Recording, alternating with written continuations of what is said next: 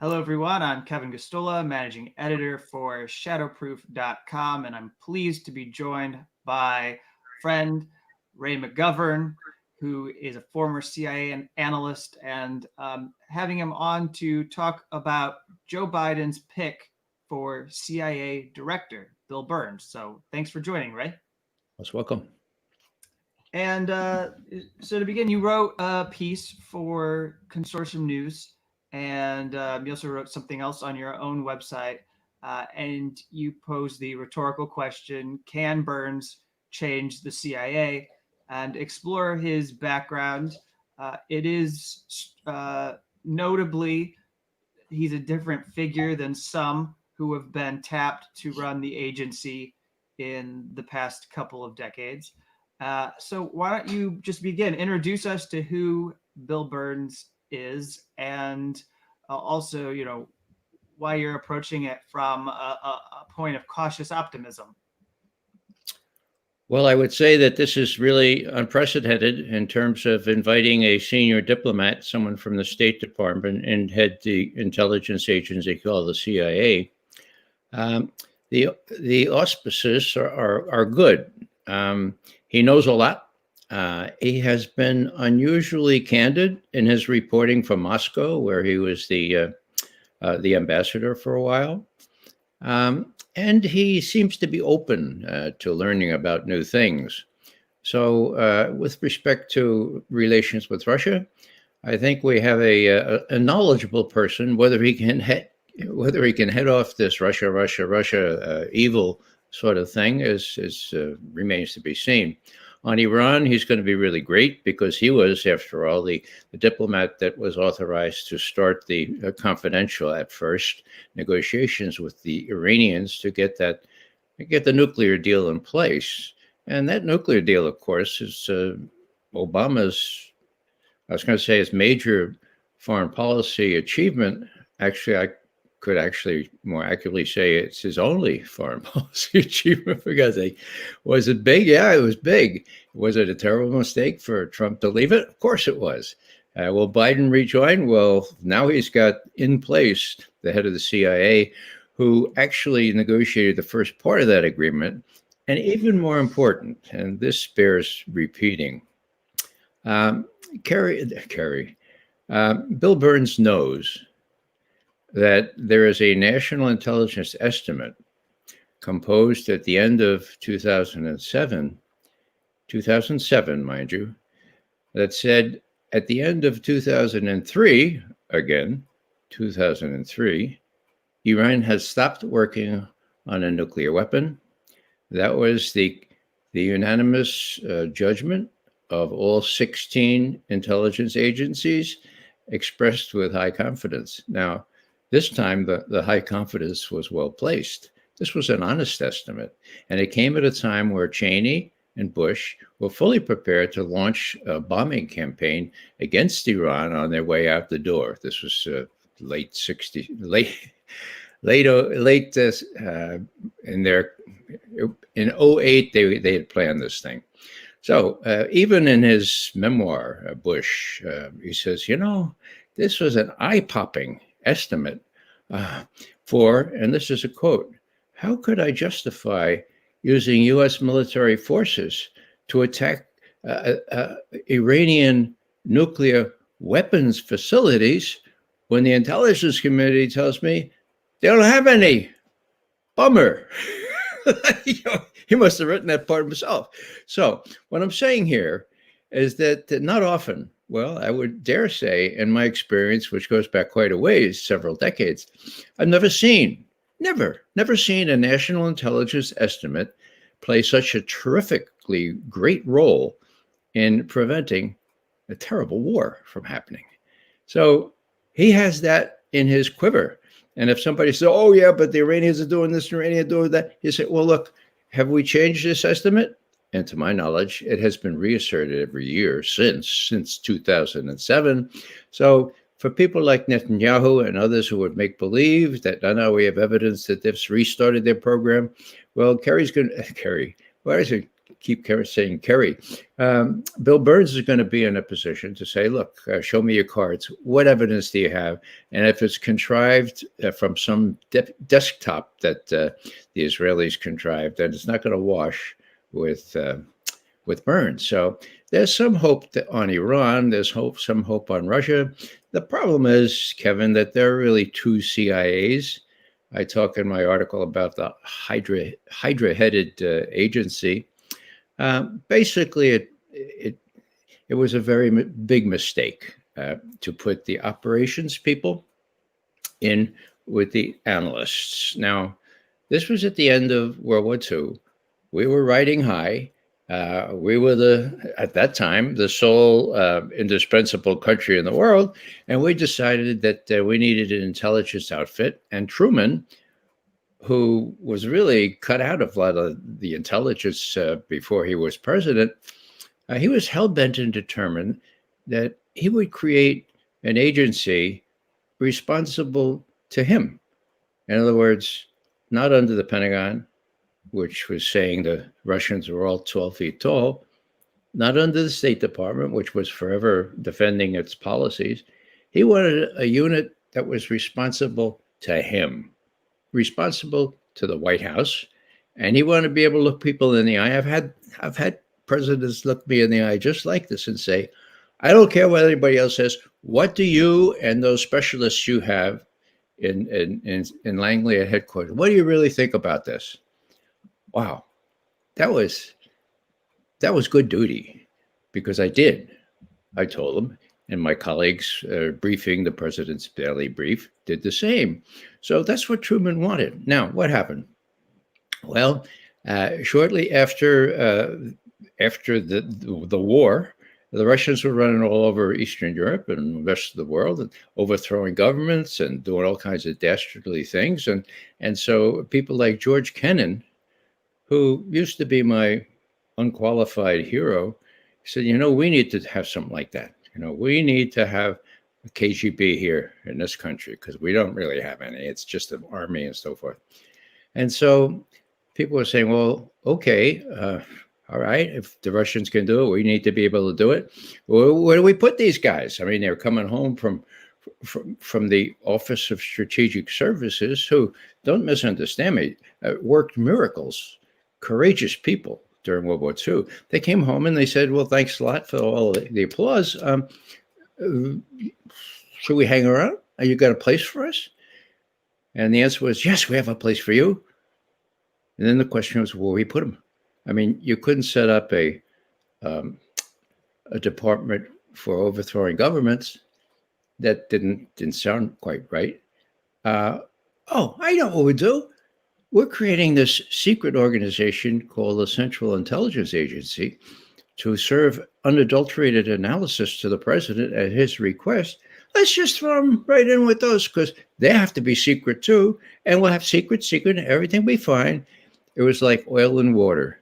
It didn't mix. You can't have an operational capability executing some of the president's or the White House's wishes, together with people who are analyzing the prospects for success of those operations, or the implications for what will happen if those operations succeed or fail. You can't have it. And that's been a dilemma that I've worked under nine directors of Central Intelligence, or directors of CIA, and I've seen them face this conundrum. And only one, really, no, two, I would say. Admiral Stansfield Turner, he had Jimmy Carter's ear, and he didn't need to be part of the boys, part of the gang. And also Bill Colby, when he came back, when he became DCI, they played it straight. But otherwise, these people, would always succumb to the operations folks. Why? Because they're the ones that got all the money, and those are the ones that you would be on TV and in Hollywood, advertising how effective our espionage is. So, all I'm saying here is that they inserted a phrase into the National Security Act of 1947, setting up not only the CIA but the Defense Department and the Air Force, lots of other stuff. Okay, they inserted a phrase saying the president shall instruct the head of the CIA to perform such other duties and functions as he may direct. Whoa. Wow. They passed that? Yeah, they passed that. So on that one little insert into the legislation for the CIA became, in my view, a Frankenstein. And I dare say, in President Truman's view, a Frankenstein, as he wrote shortly after John Kennedy was assassinated. And Ray, just as a courtesy, because we have some people with attention deficit disorder, I think you have a little bit of drink in your beard up here, in case you wanted to wipe it. All good though. I mean, this is your pandemic beard, right? You're still working on keeping it nice and full. It looks great. So my question to you is, I wanted to focus on an episode you highlight in your article related to Ukraine and Georgia. I noticed that you referred to what happened when NATO was expanding and was to include both Ukraine and Georgia in NATO, and how that set off Russia, and what the response was of Bill Burns, and how we even get a little bit of a reflection of his view in a cable that was released by Chelsea Manning to WikiLeaks. So I don't know what you're able to describe here for everyone, but tell us a little bit about what Bill Burns did given this flashpoint that had developed. Well, Burns was ambassador in Moscow. This is February 1, 2008. He gets a call from the Russian Foreign Ministry. It's from Sergei Lavrov's office, foreign minister.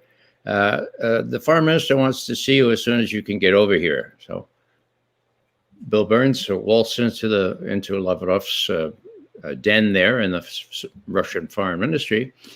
And Lavrov looks at him and he says, "Mr. Burns, do you know what Nyet means?" And the way that Burns described it, he said, "Well, yes, I think I know." He says, "Well, Nyet means Nyet, and that's Nyet applies to the idea that you can bring Ukraine and Georgia into NATO. We're up to here with you violating your pledge from back in 1990 not to expand NATO 1 inch." Those were the words that Secretary of State James Baker used, 1 inch eastward from a reunited Germany's borders. You've got 10 more already. And here it is, 2008. You want 2 more? Nyet means Nyet. Now, so this is the 1st of February, 2008. Now, what does Bill Burns do? He reports it back straight, okay? Not only that, well, his title was Nyet means Nyet, Russia's red line on NATO enlargement to include Ukraine, okay? Then he says, gratuitously, Russia, you have to recognize that Russia has strategic interests too. They're afraid of what this might mean for them strategically. So, blah, blah, blah, blah. Whoa. Now, when ambassadors know that that's not the right line, that people don't want to hear that. Condoleezza Rice doesn't want to hear that at all. She's Secretary of State. But they say it anyway. That shows a little gumption, shows a little backbone. And I grant you, that's not a whole lot to go on. But it speaks very favorably for Bill Burns's his devotion to the truth, and sort of his courage in speaking the truth. Because the next thing he says in this cable is, Lavrov warned that if we went and tried to incorporate NATO, we Russians would have to do a really, really tough appraisal of what was needed. We might have to intervene. We don't want that. We might have to do other things. There may be a civil war in Ukraine. There will be bedlam. We don't want that. So Nyet means Nyet. Now, that was 2008. Fast forward to 2014. What's that? That's 6 years. We sponsored a coup d'etat in Kiev. Look on the map and see how close Kiev is to Moscow, okay? We overthrew, with the help of our NATO allies, the duly elected president of Ukraine, replaced him with a lackey. And the worst thing about it, in some ways, was the fact that this coup was advertised ahead of time when someone intercepted a telephone conversation between Victoria Nuland, the Assistant Secretary of State at that time, and the ambassador, our ambassador in Kiev. His name was Jeffrey Pyatt. Okay, so this conversation, which took place at the end of January and was put on YouTube on the 4th of February, said, we're gonna align these forces. Yats is our guy, Yatsenyuk. We got to glue this thing, but it looks like we got the thing going. And if need be, we'll get the UN to maybe send some approval. And Joe Biden is ready. Jake Sullivan tells us that Joe Biden is ready to help glue this thing. Well, some very important people call that the most blatant coup in history, and it was. Now, you wouldn't know that from the Western press, but that's the way it went down. And what happened? Well, the Russians had to decide whether they would intervene. And the last thing we're going to do was to let their all season, all winter, ice-free naval port, Sevastopol in the Crimea, the last thing they were going to do is let NATO take over that. So that was entirely predictable. And as I say from Bill Burns' cable, predicted, right? But they went ahead anyway. Now, you could argue that it all came out really well for those who want bad relations with Russia, because they used that as a pretext to make sure that everyone knew that the Russians invaded Ukraine. They didn't. That the Russians shot down MH17. Proof is in the pudding there. There's no proof that they did that. And as a result, sanctions galore. So the people who wanted bad relations with Russia, they got them. And, I have to look in the background of all this. Why do people want Russia as an enemy? Well, you've got to have a plausible enemy if you're going to build up your defense budget to $740 billion. Give me a break. So, ISIS and Al-Qaeda, you don't need a aircraft carrier or an F-35 to counter them. But if you have an enemy like Russia, now China, man, you go ahead and you spend all this kind of money. So it's what I call the Mickey Mat. If you got a pencil, the military, industrial, congressional, intelligence, media, academia, think tank complex. Now, why do I say media as if all caps for media? Well, media is the cornerstone here. This same Mickey Mat owns the media, and the media is part of the problem. So that's why you have a real bad enemy in Mr. Putin and the Russians. And when Hillary Clinton decided that she'd blame the Russians for the hack on the DNC, there was dual purpose being served there.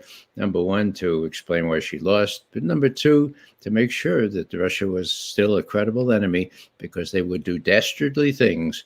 John McCain explaining it as a act of war by Russia, the so-called hack on the DNC emails, which now is proven beyond any shadow of doubt was not true.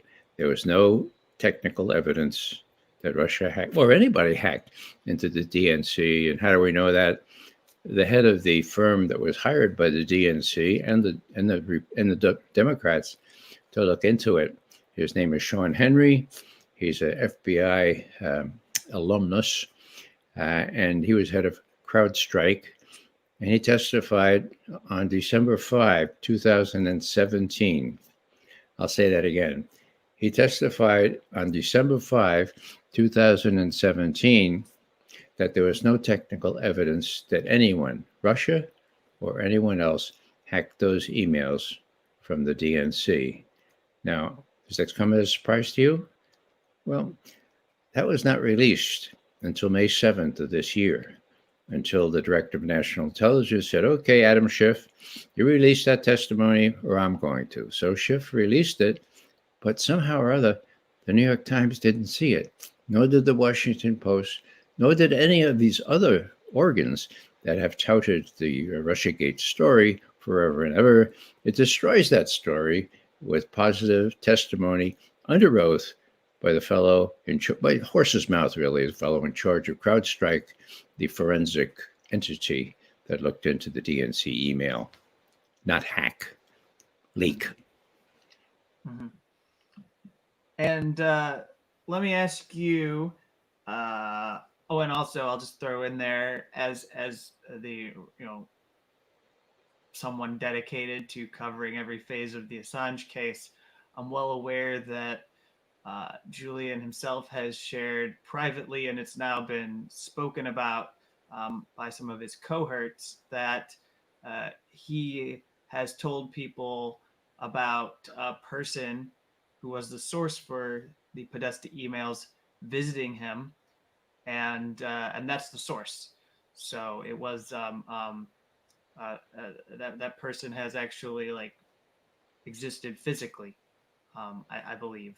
That we can attribute it to a person that we know out there, that Julian knows the source. And so, it isn't, as you describe with the CrowdStrike people, we shouldn't take them seriously in the way that they're characterizing. So, Victoria Nuland is going to be part of the Biden administration. Does this complicate Bill Burns' position as he enters the CIA? Is this something that Bill Burns needs to be concerned about?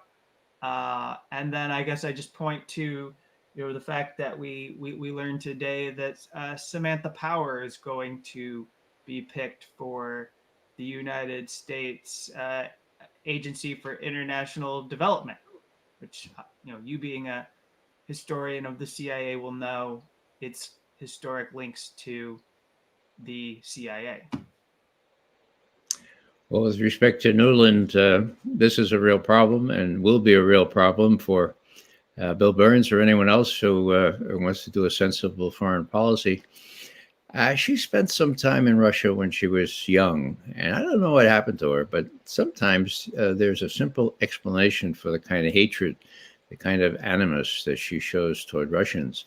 In any case, she was the cookie hander-outer in Kiev, in the Maidan, on the public square. She was the one who's talking to the U.S. ambassador Pyatt. So she orchestrated that coup and bragged before the coup that the U.S. had given $5 billion, that's like with a B, all right, $1 billion, to satisfy Ukraine's aspirations to join the West. $5 billion. That's a lot of money. So it was very clear what was going on. Now, if she wants to do some more coup d'etat, she'll really need the support and cooperation of Bill Burns. And so that will be the acid test. He'll have to go back to Biden and say, Joe, I don't think that's a really good idea. And if Joe thinks, well, no, I think Victoria's right, then, Bill will have to say, well, I quit. I think this is really stupid, and I think it's going to get a lot of people killed, or he's going to go along. And I don't know Bill well enough to be able to predict that. So we'll just have to see. I will add a caveat, and it's kind of a painful thing. When Leon Panetta, was picked to be the head of the CIA, when Obama came in the first time, I wrote a very optimistic piece that said, "Oh, you've got an honest guy. He's gonna pursue this honestly." Give me a break, Ray. It was awful. He became not the leader of the agency. It was the lawyer of the agency, defending it in all manner of things, including killing people, killing Americans, and torturing people. So Panetta was a real bum, and it was a bum call on my part.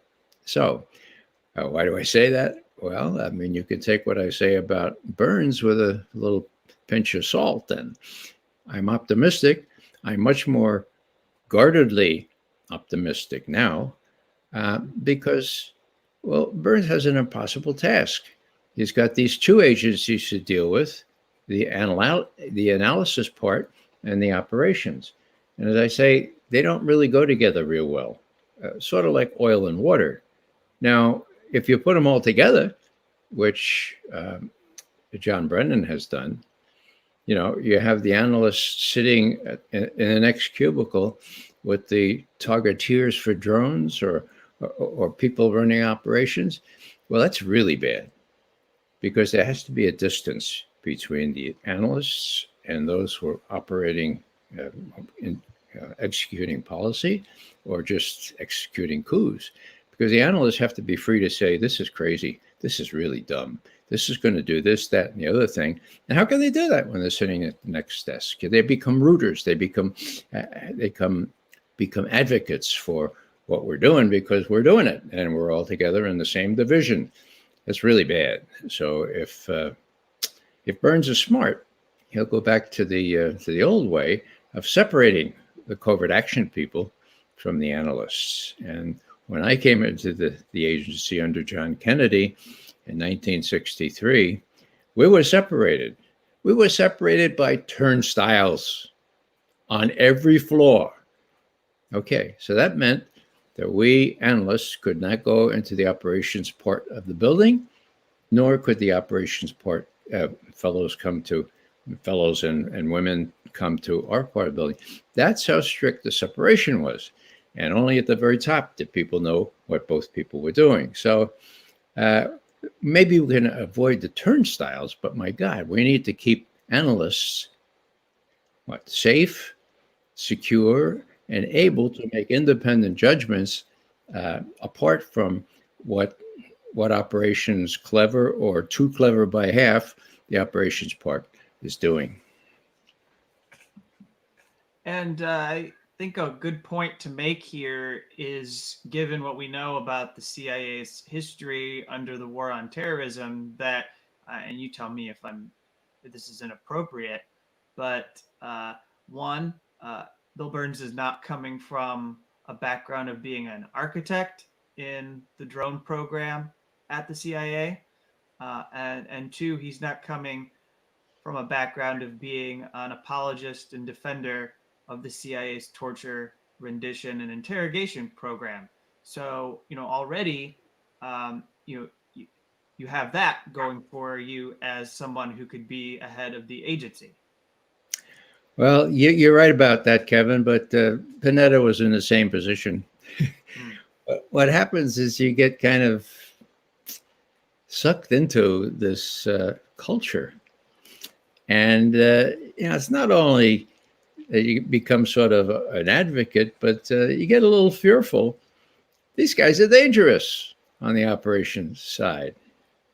Now, when I wrote this, I referred my most recent piece. I referred back to Harry Truman, and most people don't realize this, but Harry Truman was the one, of course, that created the CIA. He wanted a place where he could go, where he would not have to pour through slanted, or what he called treated intelligence, like the Pentagon saying the Russians were 12 feet tall, or the State Department saying all our policies are just doing great. So he had one person, he wanted one person that was the director of Central Intelligence to report to him. And that's what he wanted. He wanted untreated intelligence. And after John Kennedy was killed, curiously enough, exactly 1 month after John Kennedy was assassinated, there was a op-ed in the Washington Post which said we should reassess what the CIA is doing. it was created to give unadulterated intelligence analysis to the president. It's wandered off into some pretty terrible areas. It's deceived the president. We should address that. The author of that op-ed was none other than former President Harry S. Truman. Whoa! Was Truman saying that his former underlings in the CIA did John Kennedy in? He all but says that explicitly. Do I believe that they did? I believe they played a huge role in assassinating President Kennedy. It doesn't matter what McGovern believes. It matters what Truman said. Now, Truman had decided right after the assassination that he needed to put pen to paper, and we have what he wrote. We have it in the Truman Library. He talked with John Sowers, who was his first naval admiral, who was his first head of intelligence. And Sowers and he talked about what had become of the agency and how it really had drifted off into unsavory paths and needed to be rescued. So what happened? Well, when the Warren Commission to look into Kennedy's assassination was set up, Allen Dulles, the former head of the CIA, whom John Kennedy had cashiered because of the Bay of Pigs thing, he got himself onto the Warren Commission. And a lot of people back then and now thought, well, this is really weird. I mean, everybody's thinking that Allen Dulles may have had something to do with the assassination. Now he's the only really experienced person on the commission. He's going to pick the witnesses and all. That's a little irregular. So what does Allen Dulles do? He manufactures a reason to give a speech out in Kansas City, Missouri. And he calls former President Truman and says, I'd like to, while I'm out there in Kansas City, I'd like to stop by, okay? And I'll talk to you. Well, Truman says, okay. And they go one-on-one. And later, Allen Dulles writes a memorandum to the consul, the guy at the CIA who was his best friend, okay? Still there. And he says, Truman has disavowed what he said in the op-ed in the Washington Post on the 22nd of December 1963. He says that was all crazy. I retract it and all that stuff. He writes that memo and goes into the file of CIA. Well, was that true? No, it wasn't true. 2 months later, Truman gives an interview to Look magazine, and he repeats everything he said in that op-ed. Wow. So, what's Allen Dulles doing making this stuff up? Well, there was all this criticism about Allen Dulles being on the commission. And who wrote that op-ed? I mean, that op-ed from Harry Truman, my God, And so Dulles clearly wanted to have a memo on file, which he could kind of have dug out of CIA, saying he talked to Truman, Truman disavowed the whole thing. That's how clever it was, okay? And, Truman probably knew, all of this about Allen Dulles. And, of course, as John Kennedy took over, and this was, before, of course, Truman wrote the op-ed, Kennedy had told them about this Bay of Pigs fiasco. Look, I don't know about whether this is going to succeed or not. Eisenhower approved it, so I'll let you go ahead on one condition, and that is that I will not, repeat, not commit U.S. armed forces to save these folks if they get in trouble. I will not. You got that? Allen Dulles? Do you understand that? Yes, for sure. Okay. Well, after Dulles died, there were coffee-stained notes on his desk, which one historian picked up, and they said this: when our troops get bogged down in Cuba, the president is not going to be able to resist the pressure to go ahead and authorize the Air Force and maybe the Marines to rescue our enterprise. The enterprise, of course, was overthrowing Castro. They tried all manner of other ways, assassination, poisoning, all that stuff. That didn't work. Now they're going to do it this way. So it's proof positive that that this was the way the intelligence community wanted to trap or, kind of sort of suck Kennedy into doing what they had wanted to do all along. And that's one of the things that Truman mentions in his op-ed. He says, it's really bad when the intelligence is deceiving the president. And what he had in mind, of course, was not only what I just described, but there were reports by intelligence officers, operations officers, that, oh man, as soon as these guys arrive on the beach, there'll be an uprising, there'll be a revolt against Fidel Castro because they all hate him because he's a communist. Give me a break. Nothing could have been farther from the truth. And that's the kind of thing Truman was inveighing against. That's the kind of thing that exists now. Because, if you've got troops in Afghanistan, you got troops in Iraq, and the analysts are asked to, is this a good idea? Well, if they're sitting next to the people who are blessing the troops or providing the troops with targeteer information, it's going to be real hard for the analysts to say, this is a fool's errand. We're not the first to try to conquer Afghanistan. Actually, Alexander the Great, and then the Egyptians, then the Indians, and then the British, and then the Chinese, and the Russians, and so it's always been the deathbed for empires. So I don't know why we should think that we would succeed where others failed. And by the way, you probably wonder why they call Alexander the Great the Great. Well, this is the reason. He had his armies going into Afghanistan because of the riches in China. You go through Afghanistan to get into China, okay? And they started taking all kinds of casualties on their flanks. And these people, these crazy people in Afghanistan didn't like foreign invaders. It was awful.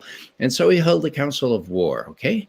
And he asked these people, he asked his commanders, well, how are you doing? We're not doing real well. Those people, he said, and then they looked at the mountains, oh my God. So Alexander said, let's get the hell out of here. Let's go back to Asia Minor, Middle East, where we know what we're doing. And they did. And that, my friends, is why they call Alexander the Great the Great.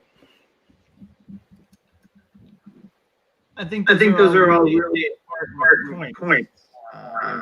Obviously, we have to be tremendously concerned here about what Bill Burns going to be taking over. And you make it clear in your article that this is a Hydra-headed agency.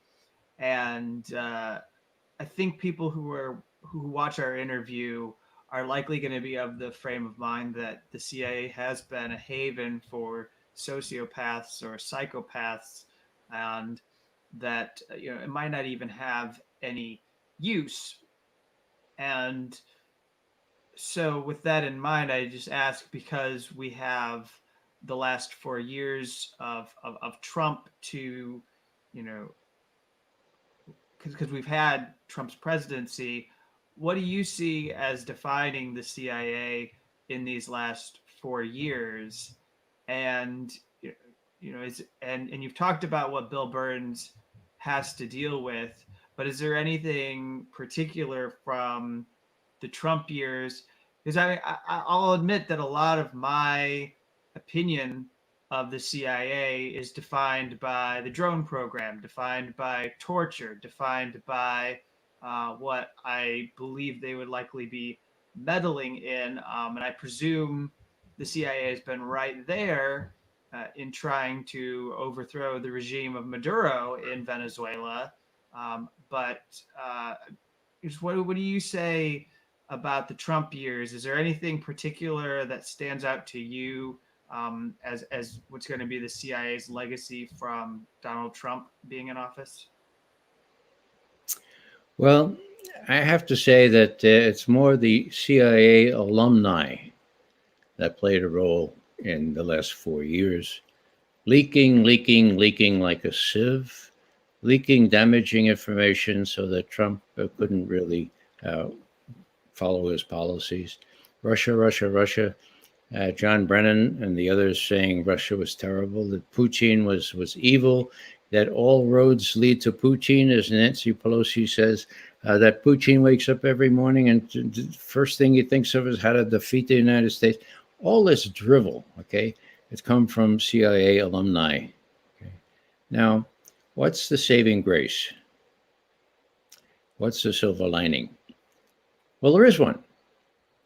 Years ago, when torture was in full sway, when I gave back my Intelligence Commendation Medal, saying I didn't want to be associated with an agency openly involved in torture, I had come to the point where I was able to say, well, maybe we ought to throw out the baby with the bathwater. I mean, the analysis unit that Truman set up so that he could get an unvarnished view on things with the bathwater, all this other stuff, to include, by the way, spying on Julian Assange's lawyers in the Ecuadorian embassy in London, and all manner of other indignities, clearly violations of international law and malpractice, just really awful stuff. So I said, should we throw out the baby with the bathwater, just start? Well, then what happened was we got this estimate on Iran, and we stopped the war. Now, there were other factors. The military didn't want to make a war against Iran in Bush and Cheney's last year, but they would have done what they were told. The honest estimate, which was led, by the way, by a fellow named Tom Finger. Now, where'd he come from? He's not a spook or an agency. No. He came from the State Department. He was head of the State Department's intelligence unit called INR. And he did as well as anyone could do before the attack on Iraq by taking copious footnotes in that terrible estimate, which said that Iraq had all manner of weapons of mass destruction and was going to give them to terrorists, okay? So Tom Finger was asked to do this estimate because a lot of people didn't want another Iraq, and he did it. He was a very accomplished bureaucrat. He knew how to do this and to keep it secret. He also had the advantage of some new information that came in while they were doing the estimate. And then in November of 2007, he issued the estimate, which said Iran had stopped working on a nuclear weapon at the end of 2003 and had not resumed work on it. Whoa, what a bombshell, okay? Now, why do I say that? Well, because if you get an honest person in there with guts and with a certain ability to arrange the bureaucracy in such a way that you keeps things secret, this took the White House by surprise, for God's sake. It was really quite amazing. You can get honest estimates. You can get honest analysts, to the degree they still exist there, to say, look, you can tell it like it is again. I'm going to support you. I'll back you to the hilt. And if we don't make an impression, well, then I'll draw the necessary consequences. So that's possible. And so as long as that's possible, I think that this terrible age of Trump, where he really didn't get a handle on anything, he wasn't really in charge. It was what I call the security state, the FBI, CIA, NSA, the Director of National Intelligence.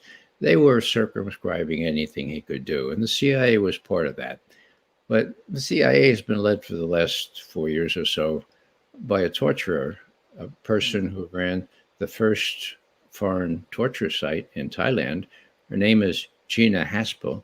I couldn't believe that she was nominated and confirmed to be the head of the CIA. As a matter of fact, I got thrown out of Congress for objecting to it.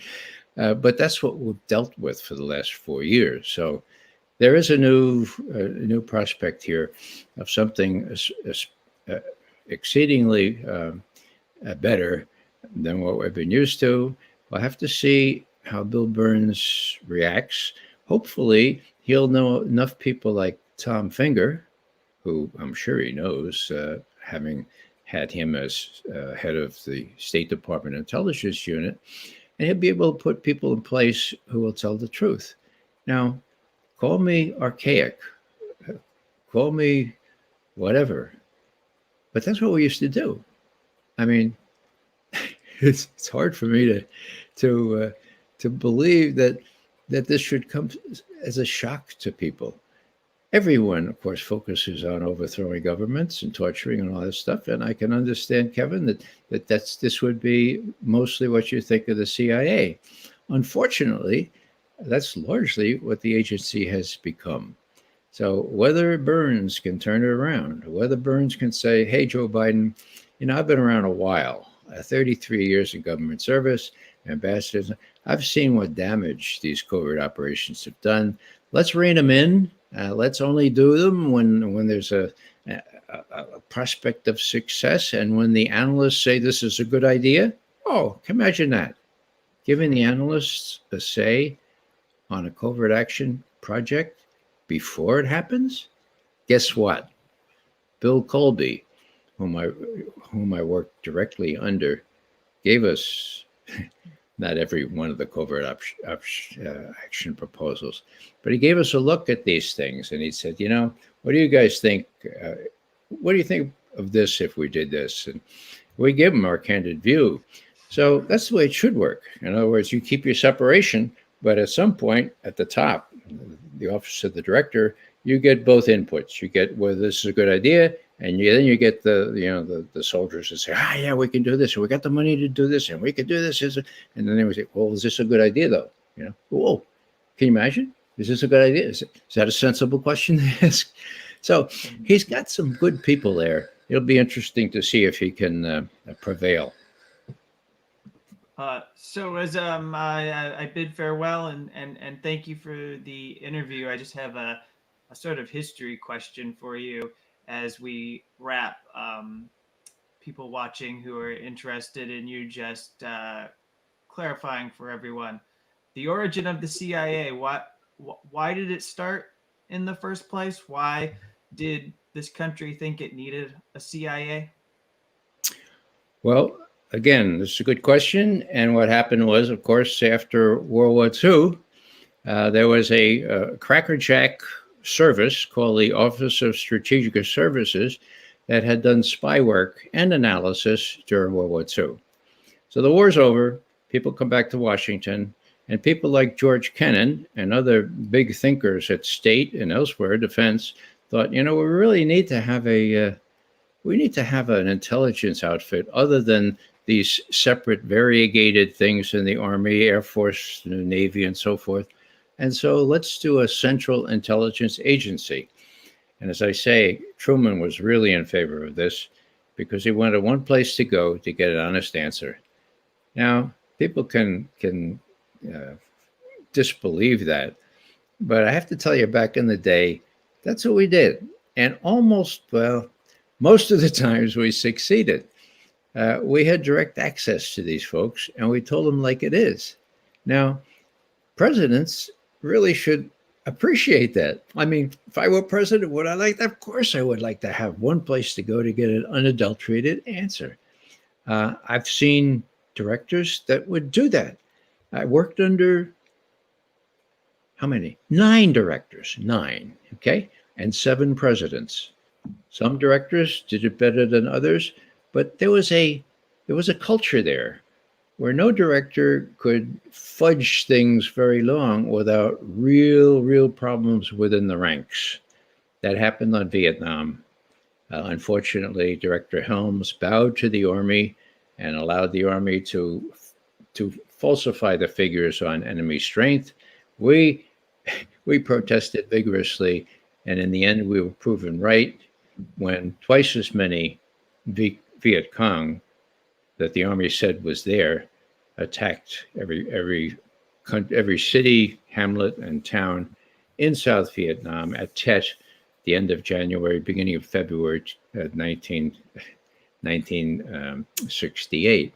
So there was a kind of an ethos there that you didn't fool around with the numbers, that you spoke out with fear and favor, without fear and favor, and it's possible to go back to that, witness the fact, and this is worth repeating.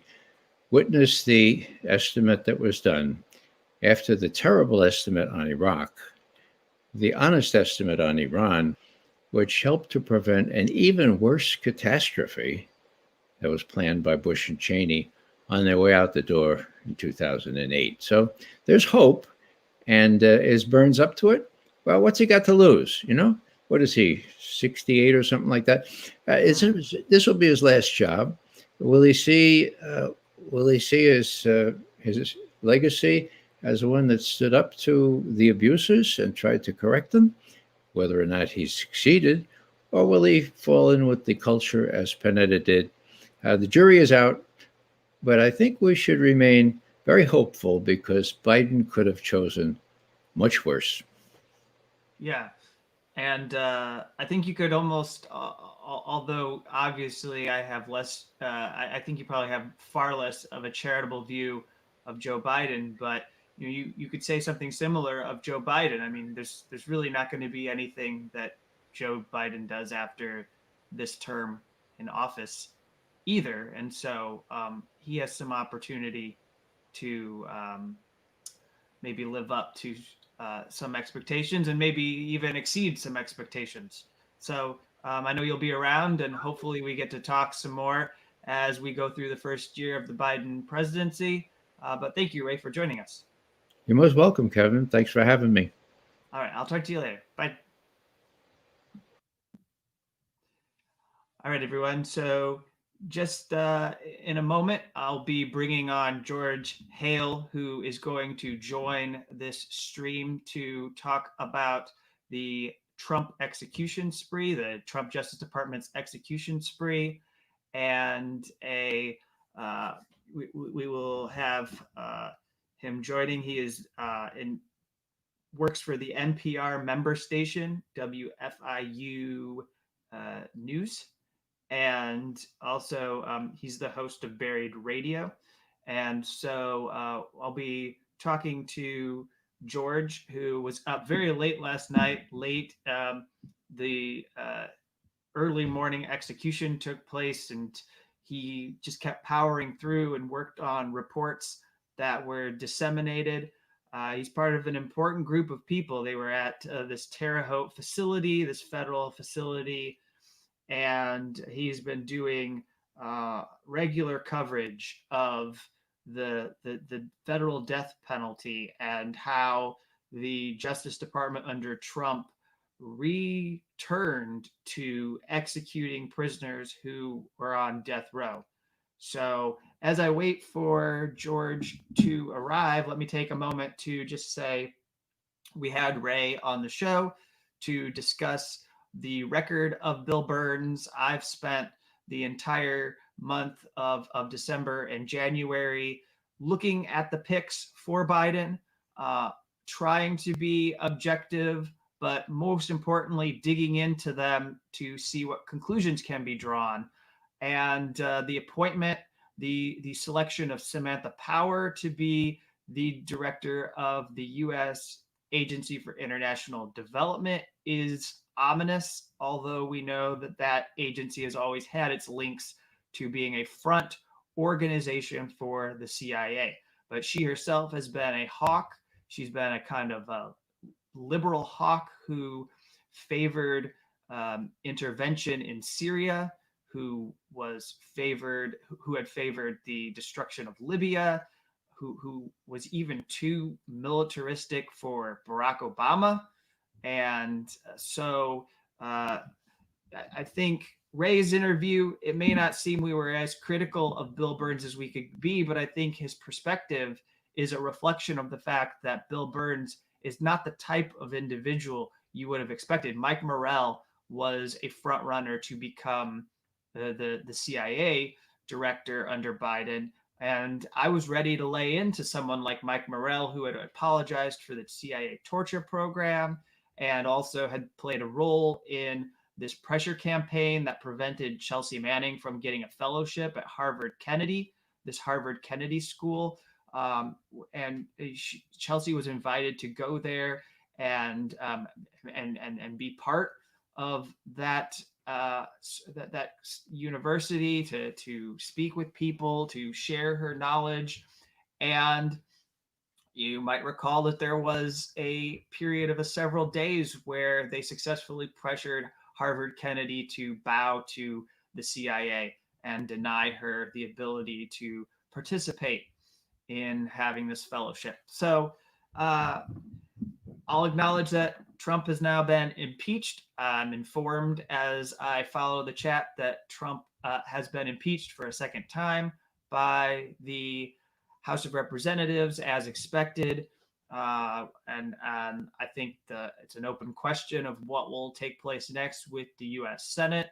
But I mentioned that, and then I also will go to my own Twitter to just earlier today I shared a comment that was spread by Alexandria Ocasio-Cortez. So let me just pull this up for a moment again while I wait for George to join our broadcast.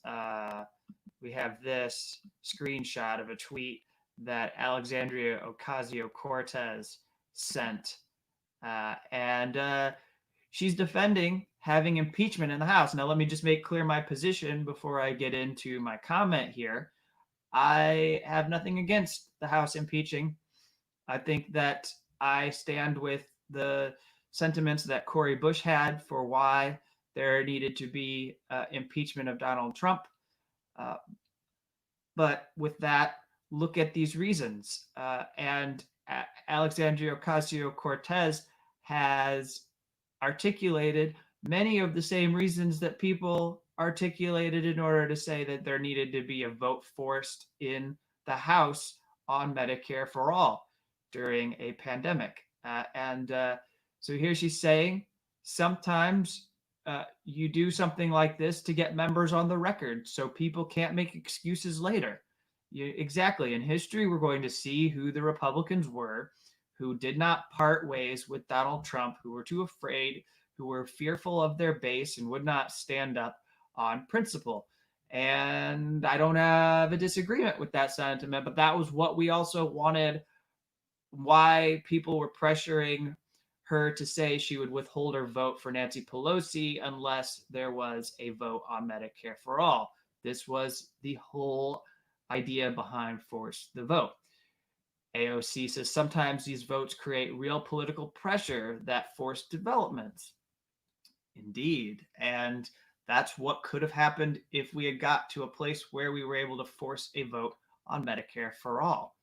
Just imagine. She says sometimes we vote for the historical record to let future generations know we did everything we could, doing everything to protect people from something unhinged taking place.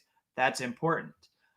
So anyways, let me take this down. I have George and I'm ready to bring him in for the interview. So thanks everyone. We are going to now talk about what happened with Lisa Montgomery and the execution that happened late or early in the morning. So welcome. Thanks for joining us, George. As I have been saying to people, as you are with WFIU News. You're a reporter, and you've been working on covering these death penalty cases and how the Trump administration has been pushing to execute people in the final months of Donald Trump's presidency. Can you hear me clearly? Yeah, we're good. Okay, great.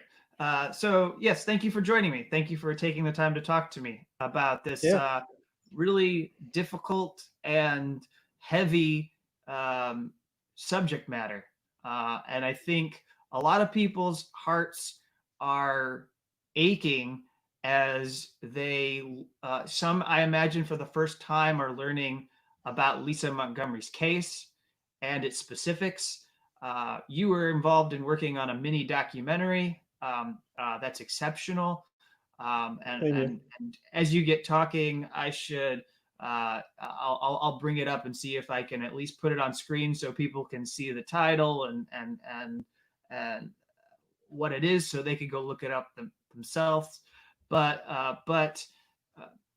I imagine people are learning of Lisa for the first time, but if they did know, they're feeling this heaviness because it seems like it's very tragic what the outcome was for her, that this country executed her last night. And whatever balance you have to have in addressing it, because she was convicted of murder, it seems like it was inappropriate to begin with that she was ever convicted of, or sorry, that she was ever given the sentence of the death penalty. Yeah, it's definitely like unprecedented for someone who commits this crime to get the death penalty either at the state level or at the federal level. So yeah, you're absolutely right. Like, it's not just like rare or a little bit odd. I mean, it's never happened before. And that's obvious. The reason for that is obvious. It's like if someone who does something this crazy, for lack of a better word. I mean, you tend to, people recognize that crime was not, committed by somebody robbing a bank, or they didn't have the typical self-interest motive, perhaps, or I don't know, anger, these things, and and they recognize that that person might not be all there mentally, and it's just in this case it just didn't happen, and there's a lot of reasons for that, but I think her original legal counsel is the main reason, probably. And then can you walk us through, so you've been at this facility, can you describe for people, well first let me just say, up top, I'll do it for you and you can add in any detail you want, so just so we're clear that people who watch this interview know the basics of Lisa Montgomery's case. She was convicted of killing a woman, and she basically performed a C-section on this woman and took the baby out. And she's somebody who suffered tremendous sexual abuse. She was trafficked as a girl and as a teenager, and she, because of the abuse that was done to her, ended up with several, multiple psychoses that led up to this horrific event, and then she was arrested and put on trial. So can you describe to people,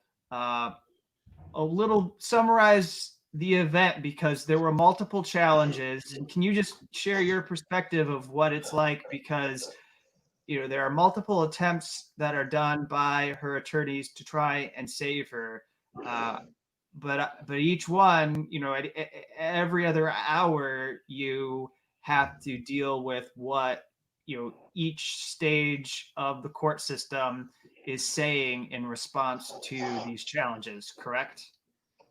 Yeah, I mean, it was actually, last night was kind of like a little bit, just seemed darker than usual, I guess, to put it that way, because there was so much optimism from people and her supporters, because she had multiple stays in place, or from different courts and for different reasons.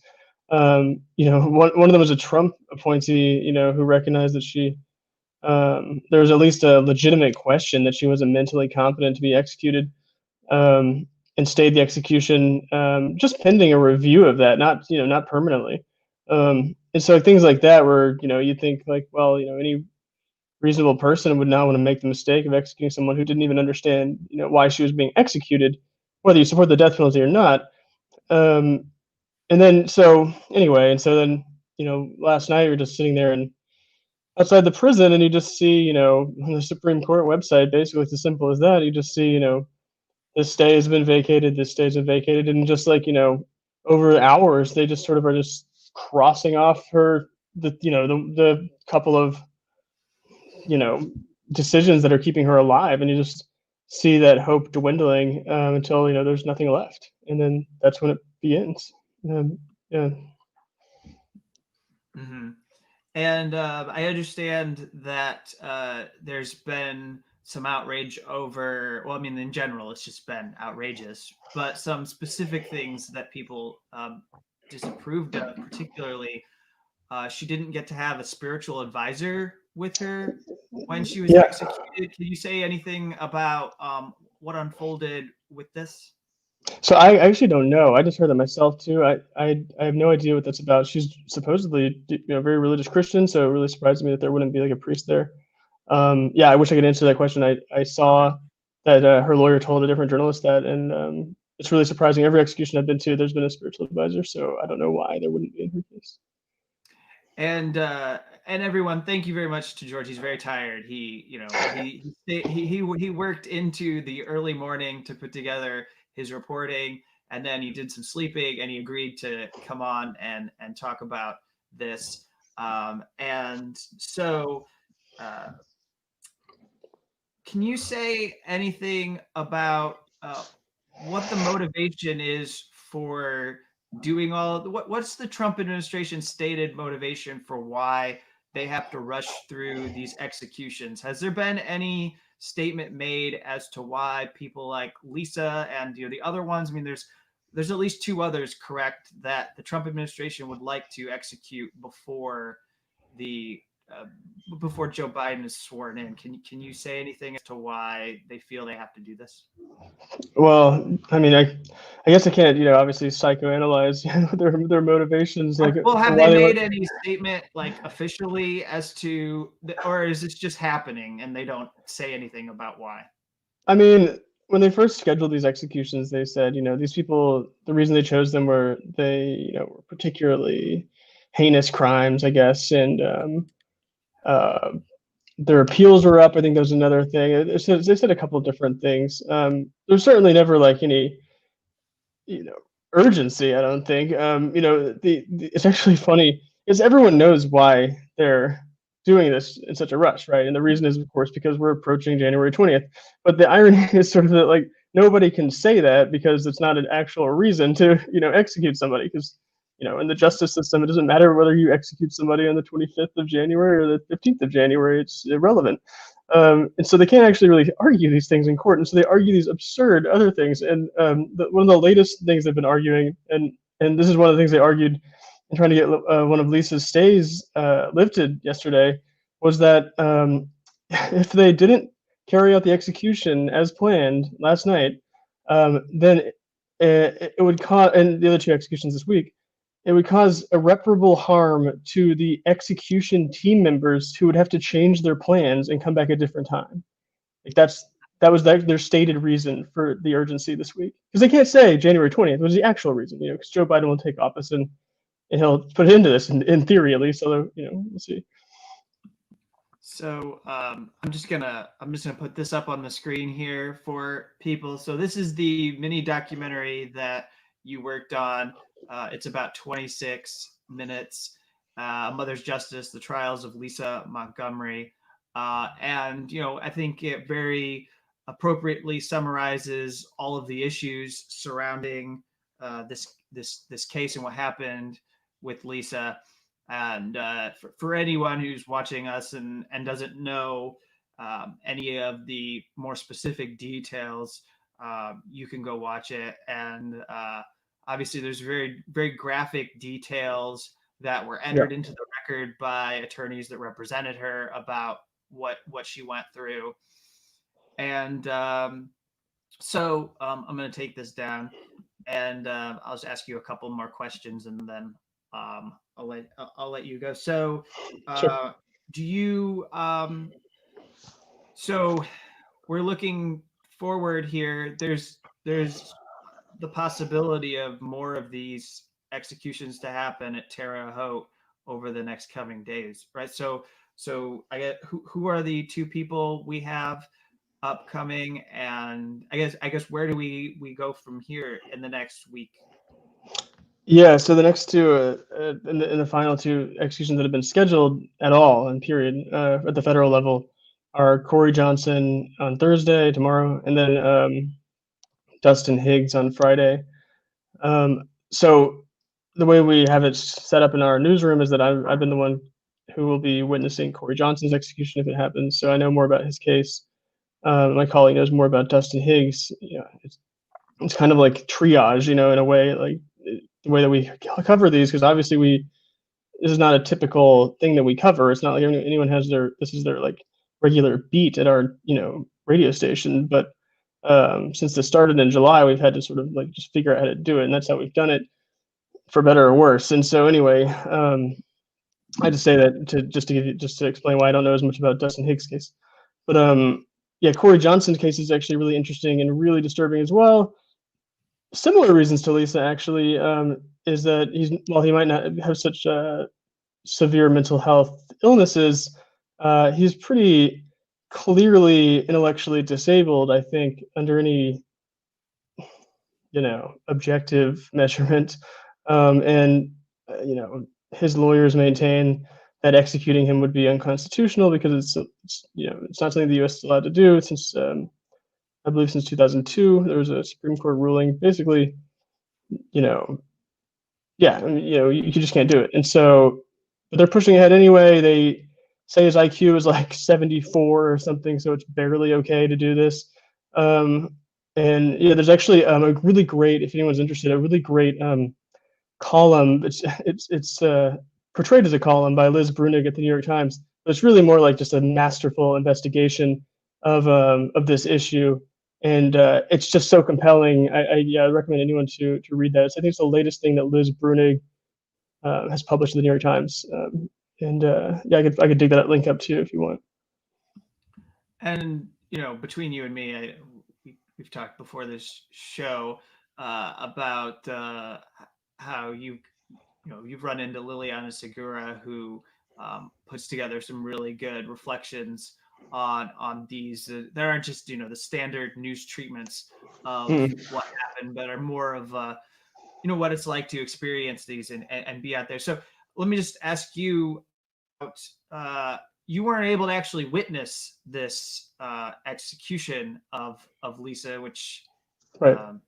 How traumatizing it was, maybe you feel better that you weren't there in the room. But as far as your job goes and your duty, typically you would be allowed in there. Can you say anything about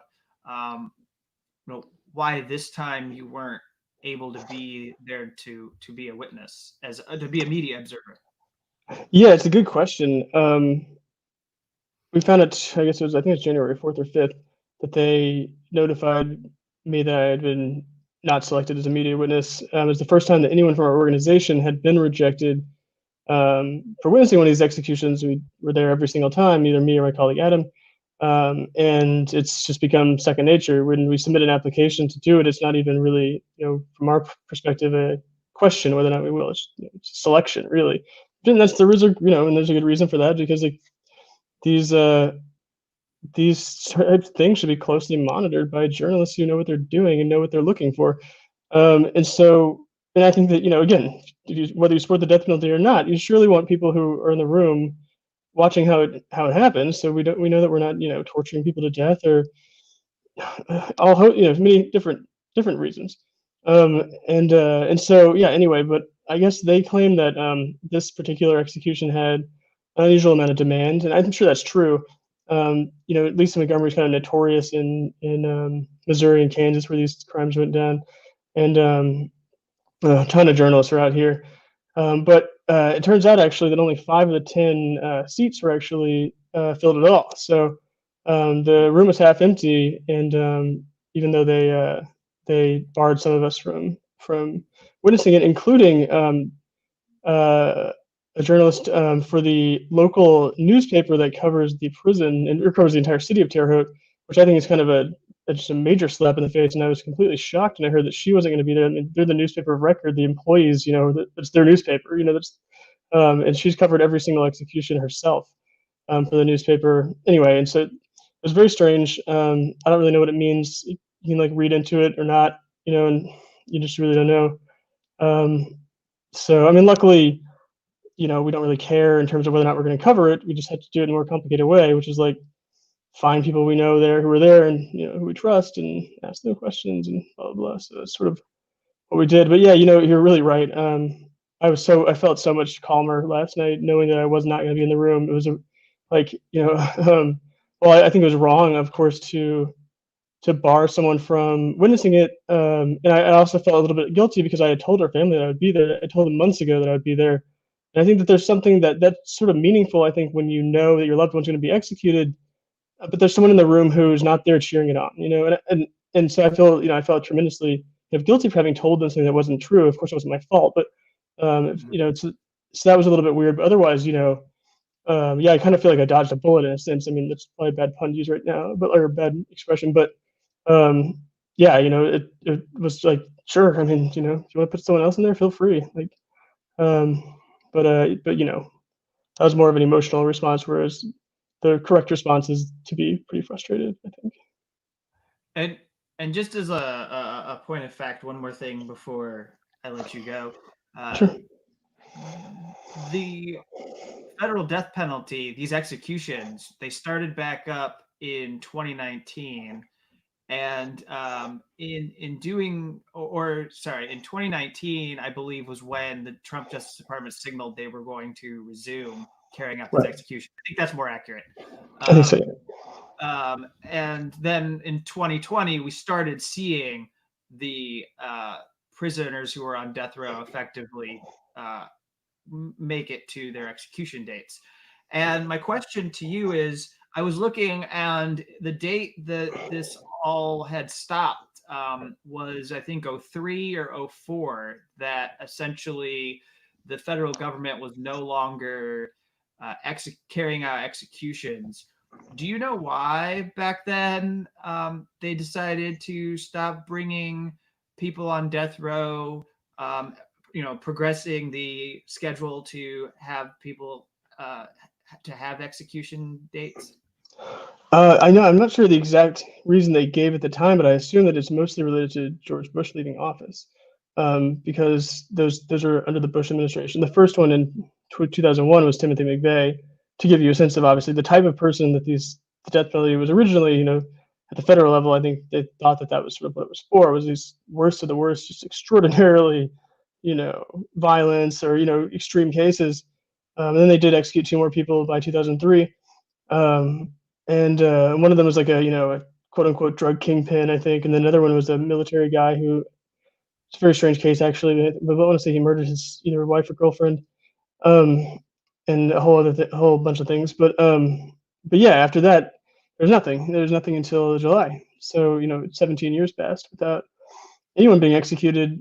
And I think it's an important thing to keep in mind too in this case, where at the state level, and when they give you an execution date, your lawyers, there's a whole process that starts, and you might know this, but maybe not everyone listening, like called the mitigation process or the clemency process, where they take, they hire investigators and they look back into people's background and they see, what do we miss, from this, and just try to find anything to explain to, like, the president or governor or whoever, or some kind of board, that this case is different and deserves a second look, and so to suddenly issue these dates after people have been on death row for 20 years in some cases, when their lawyers not only didn't think they were going to be executed this year, they assumed they'd be never executed ever, because 17 years passes, no one gets executed. It's a pretty safe assumption. You can focus on other clients. And then the Trump administration just gives you a date that's like, yeah, 30 days from now we're going to kill your client, without any of those appeals being done or any of that stuff being finished. It raises huge questions about like the actual fairness, of the process to the inmate, beyond, the already big questions about fairness for anyone on death row.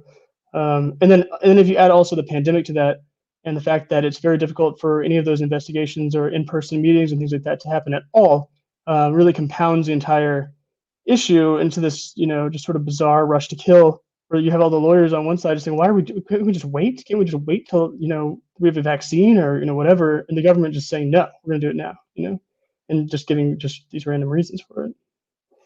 And just a quick follow up here, and then I promise to let you go catch up on the rest of your sleep. I'm good. Or whatever task coffee right here being demanded of you. Now, tomorrow.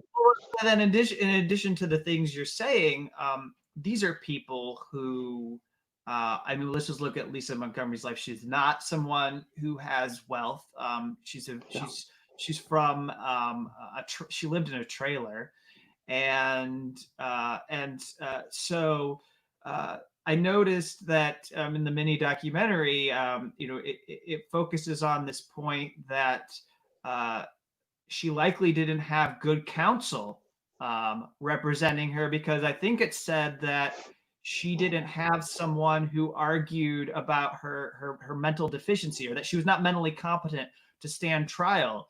So I don't know if you have anything to add in terms of the story of this case, but it's a tremendous issue that people are on death row here who are getting these dates, who don't know that they needed to be putting together mitigation or putting together efforts to achieve clemency. And then, as it turns out, as you look, you had counsel that didn't actually do things that could save you from being executed. Right. Yeah. So I don't usually like to just make fun of people or whatever, but her lawyer her original lawyer, is arguably the worst lawyer in America. Like on if you take one really important factor into consideration, which is that he has more clients on death row than any other federal defender in the entire country. Wow. Yeah, his name's Fred Duchart. And I'm not a lawyer. I don't know all the details about everything that's ever gone wrong with all those cases, and I think there might be some argument that he's taken some really rough cases, and so you shouldn't necessarily assume that the number of people on death row means that you're so terrible. But in Lisa's case, that's what her lawyers say. I mean, they just they still seem to this day like astonished that some of the arguments that were made in court back then. And one of them was that, and the sort of crux of their entire defense were the two things. One was that it might have been really Lisa's brother who did it, which is a weird thing. Well, the prosecutors found out that he actually had this really airtight alibi, which is that he was with his parole officer and his signature on a form on the day that it happened, like across somewhere else in the state. And apparently her defense people knew about that. They found that record and documents later. So they blew that, obviously. And then the other thing they did is that they raised this sort of insane defense and an insanity defense. They claimed that Lisa had something called pseudocyesis, which is questionable if it's even a disorder at all. If it does exist, it's extraordinarily rare, and it's basically where someone believes they're pregnant when they're not. And it doesn't really make any sense because Lisa obviously didn't believe she was pregnant if she was cutting a baby out of someone else's body, unless she was, more delusional than people are even claiming. And so that it was easily defeated because, the very simple, physics of it all, right? She couldn't have been pregnant. And so anyway, these basically, so offering up these absurd defenses, which really just came across as offensive lies, if you're in the jury, just sort of destroyed their credibility. And there's basically no hope for any kind of, balanced outcome when her lawyers are basically telling, the jury that they're idiots, essentially for, that they'd have to be idiots if they believe the things he was saying. I think so. Anyway, and so yeah, it's just, and then they also didn't do the investigations that they could have done that uncovered this sort of lifetime of abuse that Lisa had suffered as a child. And while of course that wouldn't have gotten her off the hook for killing someone, it would be things that would be raised before someone got the death penalty, and people on the jury would, in theory, take into consideration someone's life history and really question whether or not you're actually going to do this. You're going to kill someone who's a victim of sex trafficking, who's severely mentally ill, who up until 2 days ago was actually in a mental hospital basically, before they took her out of it and then executed her while claiming she was competent. Anyway, but it's yeah, it all comes down to the lawyer really in so many cases, and like what you said, it's about lawyers cost money, and yeah, people who have bad lawyers end up on death row, and people who don't, they're alive and well. And then at this point, going forward, as people who are in the country following these federal execution cases, they're looking at it and saying it's not tremendously political, because what it comes down to is the fact that there's 5 Republican votes on that Supreme Court, and no matter what, they're going to come back with a sign off on that execution. And that's something that personally. Can you tell me a little about when you're there and you've got to be taken in the van over to the building where the chamber is, and they're going to carry out the execution? I believe you said that even with even knowing there's going to be a decision from the Supreme Court, people there who are managing media just aren't even waiting. Like they expect that decision's going to come, that the Right. Supreme Court sign off, right? Yeah, exactly. Yesterday was one of the most stark examples. I mean, there's examples of this every time, but yesterday was just unbelievable to me. The prison's media person and their media staff actually sent an email. He sent an email to everyone and said, "Hey, just heads up, we might be a little bit delayed today because there's all these stays in the Supreme Court, so we're gonna just push it back an hour and a half. So you can just, if you're doing something else in town, just wait an hour and a half, and then we'll get started." And it was just the most transparently obvious, and he's right. He's not wrong. I mean, I'm not, this wasn't like in the media, people have no control over this. Obviously they're not saying, well, let's kill her anyway. That's not what I'm saying, but it's just that they know that it's hopeless. And so actually, yesterday I never, usually tweet emails that people send me. But yesterday I kind of made an exception because I was watching all these people on Twitter talking about how relieved they were that Lisa Montgomery had a stay in place, and I understand obviously why people are relieved by that because it sounds like a really good thing. But unless that stay came from the Supreme Court or was upheld by the Supreme Court, then in this legal environment, then it's just a formality, And so so I tweeted out that email. I was just like, hate to be that guy. I don't remember what I really said, but it was like thinking, I hate to be that guy, but like, here's what the prison bureau is saying. They're saying, we're going to be delayed an hour and a half. That's not the same thing as she's going to live, anyway. So yeah, it's kind of astounding that it's so obvious what the outcome will be, that they don't even bother really changing the schedule whenever there's a stay, because why would they? It would just inconvenience everyone.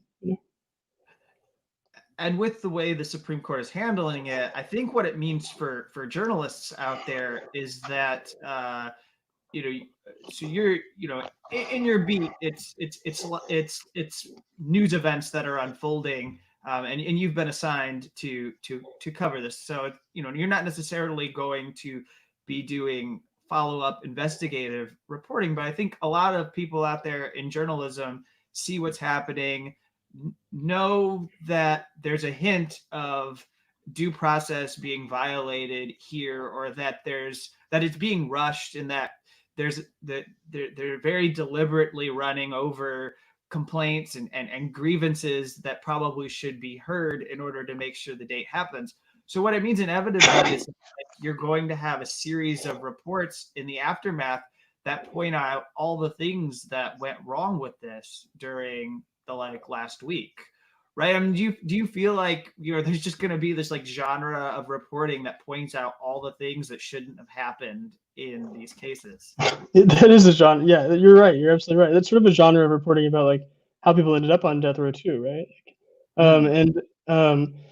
Yeah, it's funny. Actually, when we made that documentary, that was one of the things we really discussed. It was like, do we want to put this out after she's executed? I mean, it'd be a lot easier because then we wouldn't have to write it in this weird way where it stays, current for an entire year for all the PBS stations and doesn't mention, that there's an execution because, if it's coming up, then it happens, it'll be dated or whatever. But then also, so if you take the easier road and do that, but then it's like, well, what's the point? I mean, who cares? It's good to know, of course, if somebody's severely mentally ill and they, are sex trafficking victims and they were executed anyway, that's important. We shouldn't cover that up. But yeah, isn't that something we should talk about maybe, a few weeks in advance at least before someone's executed? And I could actually have that conversation as a society, kind of, asking ourselves, here's the facts about this case. We can still do it, but is everyone cool with that? And it's sort of, I think that should be sort of a underlying motivation of all the journalism that people are doing in this particular case, because the consequences are, you can't reverse them. So we have to talk about it now. We can't talk about it after. And I know that this isn't really your angle, but I just wanted to put this out here before I let you go, that obviously Joe Biden's coming in and the Justice Department likely will have a shift. So there's nobody on the schedule. Everyone who's on the schedule, the expectation from the Trump administration is they're going to be executed before this next administration, and then whatever the administration decides to do, well, that's up to them. And like, obviously the Trump administration has no control over what the new administration would do. Right. Is that correct? There's really like no, it's not like they've planned out a schedule of executions through the rest of 2021. Is that correct? Not at all. Not a single one. I mean, every single one is scheduled before January 20th because it's obvious they're scheduled then before that time to get it done. It's actually interesting. I mean, I would just think from a PR perspective, I would just schedule them throughout the year so that it doesn't appear to be so partisan. And Joe Biden can always stop it. There's nothing stopping him from commuting these sentences, or he has full control. But I think it's really telling that they don't even bother to do that. They don't even bother to schedule one after January 21st, after January 20th, because they're being honest. They're being honest, in a sense that they like the only reason they're scheduling them during this time at all is because they plan to do it themselves and they will do it, unless some miracle occurs in the next 48 hours. Yeah, because they, I think, internally know that the next administration is going to at least hit pause and take a look at how this has been conducted. But it's interesting, if you did schedule the executions, then Biden would basically own the decision of canceling those executions. Right. So then you would be printing stories about people who were angry and upset that he wasn't going to kill convicted murderers. Right. It's funny. Like when Brandon, none of this is funny, obviously, but it's ironic. When Brandon Bernard was executed, who was, his guilt was, it's a whole thing, but he wasn't the shooter in the case, and there's lots of questions about whether or not he should have been executed. And I, at the time that was happening, I was sort of compiling a database because we're working on a separate project about the prison, I was, looking at people's cases who were held there. And there's a guy, just for one example, there's a guy who's like an unrepentant serial child molester and murderer, like basically. He has his own blog somehow from the prison. He blogs about it. And I never saw his name being discussed, for example, as someone they might want to execute. Again, I'm not like encouraging people to execute anyone, but like I was thinking in my head, that like wouldn't it be something if they website and he's writing about, does he write about what he did? Yeah, he does. He has. I mean, I kind of had to stop reading it at some point because it was too much. But yeah, he's kind of like, he's not like glorifying it, but he's sort of just saying like, but it doesn't really matter that I did these things. I just know people denied freedom of speech in the prison system who would probably be appalled to learn that this man had a platform. The first time I've actually mentioned it kind of publicly, because I was thinking, it would be terrible if it got taken down. It was actually like I was using it kind of as a resource because he had mentioned COVID precautions and things like that the prison was doing. And I thought that was kind of interesting perspective to have. I don't know how he's doing it. I mean, obviously somebody else must be posting it. Oh, okay. I assume. I mean, I don't actually know, but it is. But point being is like, if they really wanted to like troll the incoming administration, I would think schedule his execution for January 20th at 12:01 p.m. and see if Joe Biden will call it off. It's like the serial child killer. I don't know. Yeah. All right. Well, George, thank you for taking your time to talk and go over this. And it's just, it's awful for everyone that this. I mean, whenever you're talking about killing someone, I mean, just it's an admission that at some point along the way we failed. I mean, because people committed a murder, and I mean, in her case, the tragedy is that she complains to a police officer and nobody does anything to stop the sexual abuse and sex trafficking. Yeah. And then it results in a horrific crime. Right. And it's documented too. That's the thing that I find so shocking. You take everything a lawyer says with a grain of salt, and when a defense attorney all of a sudden says, oh, well, there's all this new evidence that she was sex trafficked, it's kind of like, okay, well, that's really convenient for it to come out now, but it actually is. And that's the thing. It really is documented. It's there, it's in public records. It's in court transcripts from the 80s. Like it's all there. And all she needed was an attorney who knew what he was doing and would find those things. And, a jury, I think, would be sympathetic, and that just didn't happen. And so, it just, the fact that all these issues are being raised under this administration, under this Supreme Court, it's just that you couldn't come up with a like fictional, like a more hopeless situation if you're like writing a movie or something about this, that like that if you're if you're on death row, the Supreme Court might as well not even exist. It's just irrelevant to you, this year. And so, anyway, yeah, but yeah, it's a failure. I mean, I agree. Again, so people can find your work. You're on Twitter at George Hale, where you'll be sharing any of your reporting, and obviously this continues for the rest of the week. You'll be back at the Terre Haute Penitentiary to cover what happens with at least one of you're going to cover. What's the case you're covering again? His name's Corey Johnson. I'll be there for both, but I'm a media witness for only one of them, and then my colleague is for the other one for our own, mental health. We try not to continuously do it over and over again ourselves, So, Yeah. Okay. Yeah. So I'll be there for both, but tomorrow the main one for me. So I'll let you go, and thank you again for joining me, and I'll talk to you later, George. Yeah, thank you. Appreciate it. All right, everyone. I'm going to be wrapping up this broadcast, but if you have any questions or comments for me before I go, I'm just going to go through here and look. And I want to thank everyone for watching this. And as I come to the end, this is kind of an experiment. You're watching a development project. I've been putting together what a streamed show would be like on the Shadowproof YouTube channel, figuring out a schedule. Today was a remarkable day for me because I scheduled 2 guests and I brought them on and I presented them to people. There's the Ray McGovern interview. If you're just joining in the second hour, I talked with him about Bill Burns and how he is Joe Biden's pick for CIA director. And now in the second hour, we talked to George Hale about the Trump administration's killing spree. And George works for NPR.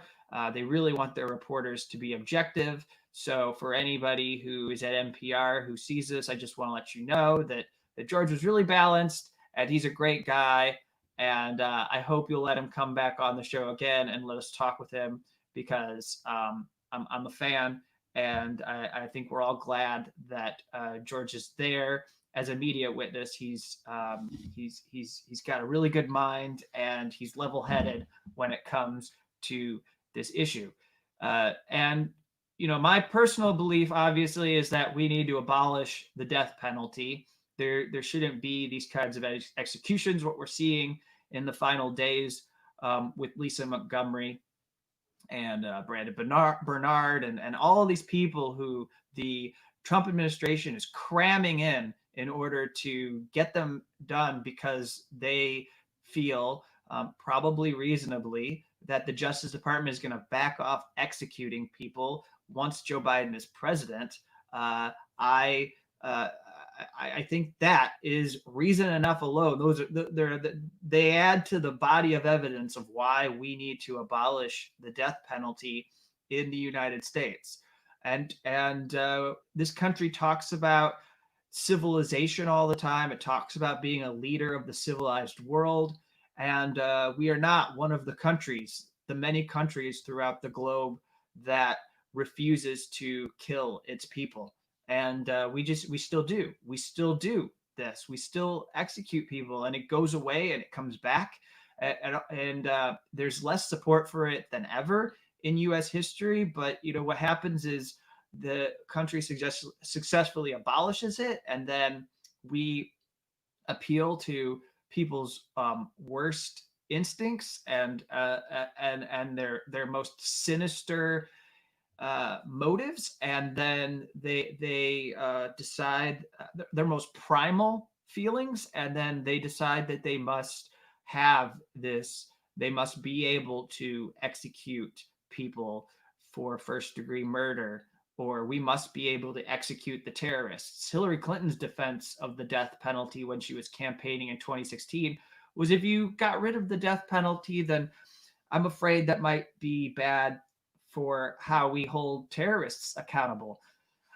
But Zohar Tsarnaev was not given the death penalty. And if you were going to give anybody the death penalty, you would have thought the federal government would go after him with the death penalty. And so I don't know if it's reserved for anyone who commits acts like 9/11, we don't even have the guts to bring those people to the country and put them through the federal court system. We have the 9/11 terrorism suspects, the people we allegedly believed were involved. They've been tortured and abused, and they're down at Guantanamo Bay, and they can't even get a trial because it's so supremely dysfunctional down there in the base down in Cuba. So we need to obviously do away with the death penalty entirely. What went on with Lisa is haunting. It's the kind of thing that should keep people up. It should make you feel uneasy.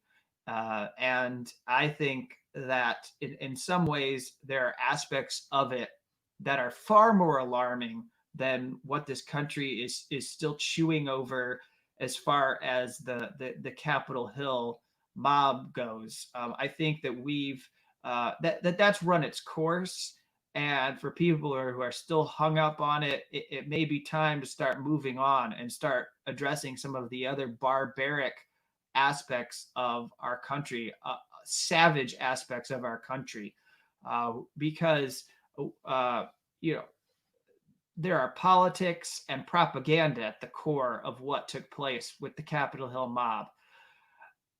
There are other more simpler things to unravel that we can get at. I mean, it's pretty easy to see why the death penalty should be abolished, and I think we have a chance to do something about that before we figure out how to get out of the partisan mess that is, Democrats versus Republicans that's been intensified by Donald Trump, that's been exacerbated by the way that liberals have betrayed working people and failed time and time again to help give them emergency relief when they're in need. And I think that that's something that's really difficult. And it all goes back to whether you're going to challenge oligarchy or not. And if you're not going to take care of oligarchy, if you're not going to dismantle the two-party system, you're going to constantly get moments like what we saw with the Capitol Hill mob, and you're going to get people politicizing elections to even a greater degree than going as far as challenging the certification of a vote. But I do think that it's a much more simpler thing to deal with the death penalty than to find a way out of the political climate in which we find ourselves, suffocating, because now Republicans are complaining about going through metal detectors. I mean, they somehow manage to outdo themselves every single day. I think that they can't heighten the stupidity any higher, that they can't go any higher. I mean, we were complaining about going through certain scanners at the airport that the TSA put in because they caused cancer, and Republicans were insisting that we put them in so their contractor buddies, Michael Chertoff and friends, could make money off these, they called them rape scanners. And then they were also just like, well, we have to stop the terrorists being brown people from Middle Eastern countries that we would like to bomb. And now they're outside these congressional chambers throwing tantrums because they don't feel they should have to go through a magnetometer in order to get to the chamber. It's absolutely ridiculous. And the hypocrisy of them, believing that now I want to hear from them and hear them complain about going through security when they won't even address what they've contributed to as a party in building up this national security state that includes a panopticon, that includes us being scanned wherever we go, cameras at every corner. That's their world. They created that dystopia, and if they don't like it because they feel that they're unpopular and people view them as a threat now, they should have thought about this a lot sooner. They should have thought about what this would be, because inevitably this system always gets turned against people back at home, and it's targeted towards people who are politically unpopular, and now they're complaining, and I frankly just don't want to hear it, because they're people who ideologically have played into this, and until they want to reckon and apologize and say that they did something to lead down this road, I just want them to shut the fuck up. I mean, I really don't want to hear it. So let me go through some of your comments, and I will wrap up this show. And thank you all for tuning in today. Thank you for the donations. A few of you have been able to give a little bit to support this broadcast, and I really thank you. So everyone who's saying great job, I return the appreciation. I do this because it's great to be able to engage with you. And Marta said you could see the reporting and watching these executions took an enormous psychological toll on George. I would agree. I think it's really difficult. Just imagine being detailed to go cover the government executing people. And he talks about how they have to alternate executions. That's horrible. That's not anything I have to consider in my professional work. I don't go cover something and then have somebody fill in for me so I can. That's the kind of thing that, it's like you have shifts in a hospital so that you can have a little bit of a break from what's going on with people who are sick, terminally ill. That's just really heavy for me to contemplate. I agree. What an awful thing to have to witness. Having to be there at executions is horrible. Someone shared a story about wanting to be a therapist because of experience with their boyfriend's mom, and adding that it's hard to comprehend the consequences of chronic severe sexual abuse. The appeals that were attempted, which Amy Coney Barrett and the other Republicans were able to overcome simply by outnumbering the people who do not believe in death as the way this should have ended. Those appeals have details of all of this, and my thought last night, as I knew that it was inevitable that Lisa Montgomery would be executed, was people who are death penalty activists and people who believe in abolition and people who are believers in human rights in general should go to the Justice Department, should be hounding the people who are responsible for this spree. And they should be reading from the appeal, these gruesome details, these details in which people feel like they should put a kind of content warning or a trigger warning because they are so gruesome. And just read them. Just don't stop. Keep reading about what Lisa went through. And then read about the murder she committed, just to be fair to the person who was the victim. I believe her last name was Stinnett. And just keep this on loop, or I think at some point it would be hard for someone to keep reading this. So then cycle off and find a new person who can read it again, and just create a kind of torture, I suppose, for those people, so they can at some point feel what it is like to have to sit with this, because it's horrible. It's absolutely horrible. And do I think Lisa had any idea last night when she was executed in Indiana that she was being killed because she committed a murder? I don't. I find it hard. You ask her, do you have any last words? And supposedly she says no.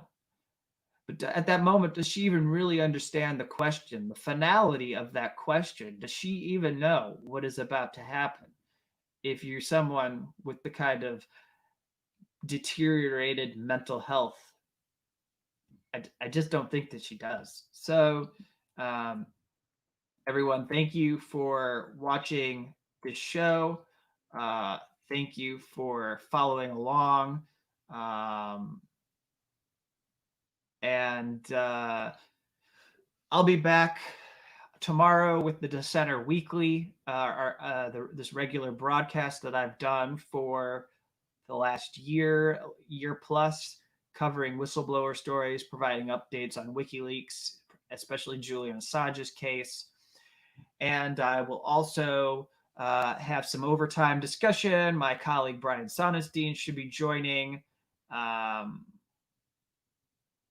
Oh, interesting. Faint Signal says that anonymous FBI officials basically tell NBC that the violence at the Capitol could have been stopped if it wasn't for free speech and the First Amendment.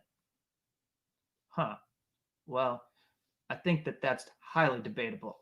So I will talk to you all later. In the meantime, let me do the regular plug of my newsletter, which is at dissenter.substack.com, where you can get these stories, which I recently did a piece about whistleblowers complaining about Mike Pompeo, who recently did a propaganda speech because you can't go on CNN or any other outlet and get the kind of TV time where he isn't questioned. So he recruited this U.S. government-funded media organization, Voice of America, to do an event, and also attacked Voice of America employees who objected to them broadcasting a speech. So I put together a report on the whistleblowers in Voice of America who complained. And so, yeah, you can subscribe. I've still got the coupon active. If you subscribe for an annual subscription, it's 50% off. And I'll leave it there for another few days. I put the discount into place the week of the Assange extradition decision, and dozens of people subscribe. So I'm really glad that I'm expanding the base of people that are supporting this journalism, and grateful for the fact that they're able to chip in and fund this. Your support means that I get to do these broadcasts and cover cases like Julian Assange, and my work is boosted, and I am able to take the time to speak with shows. Like more recently, I did an interview for the podcast that Creditors website has, which is, for another broadcast, maybe we'll dig into it. But I'm able to talk to a number of independent shows and push out my reporting because of you, because you fund me. So thank you, everyone, for the support. And I will be back I'll be back tomorrow. I'll be back tomorrow with a show, and I look forward to seeing you. Until next time, see you around.